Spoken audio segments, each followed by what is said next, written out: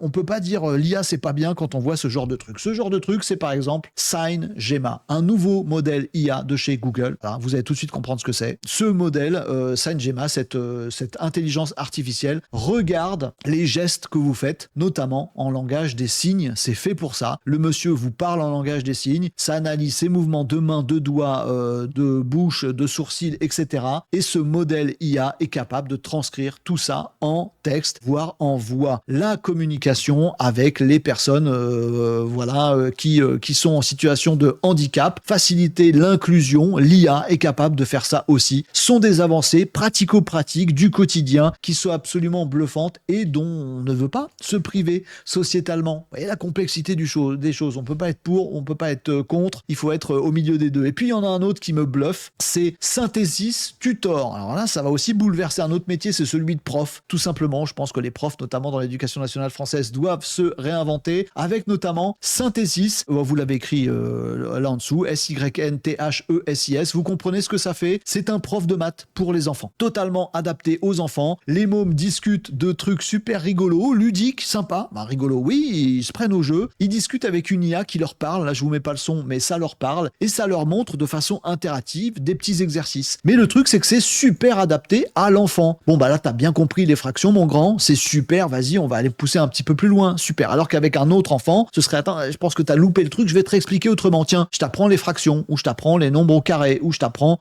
plein de choses. Voilà, de façon ludique, puisqu'on sait que c'est comme ça que ça marche le mieux, de façon à questionner l'enfant sur plein de choses et répondre à tous les questionnements de l'enfant. Et on sait que ça marche mieux comme ça, en passant le temps qu'il faut et pas plus avec les enfants, parce qu'on sait que c'est comme ça que ça marche. Et on leur apprend, en se calant sur leur rythme à eux, on leur apprend des tas de choses. Synthesis Tutor est clairement, objectivement, bien meilleur qu'un prof. Est-ce que ça veut dire qu'on remplace les profs par des outils comme ça? Non, ça veut dire qu'on fait les deux. On a des profs qui vont maintenant devoir apprendre la curiosité, l'envie de poser des questions, l'esprit critique, la créativité. Qu'est-ce que je pourrais demander? C'est ça le rôle maintenant de l'éducation. Et puis l'IA va faire le reste du taf pour que chacun se sente inclus à son rythme avec un prof particulier qui, de façon amusante, va lui permettre de passer 2 heures pour apprendre 3 concepts de maths qu'on n'aurait jamais retenus en 6 mois. C'est magnifique. Vous me dites ce que vous en pensez. À mon avis, il faut pas opposer prof et IA. Faut juste se rendre compte qu'il faut tout changer, être en agilité totale et profiter du meilleur des deux mondes. Tout le monde a sa place et ce sera bien pour nos enfants et pour nous tous. Maintenant, il faut être capable de changer. Le sommes-nous? Je ne sais pas, vous me direz.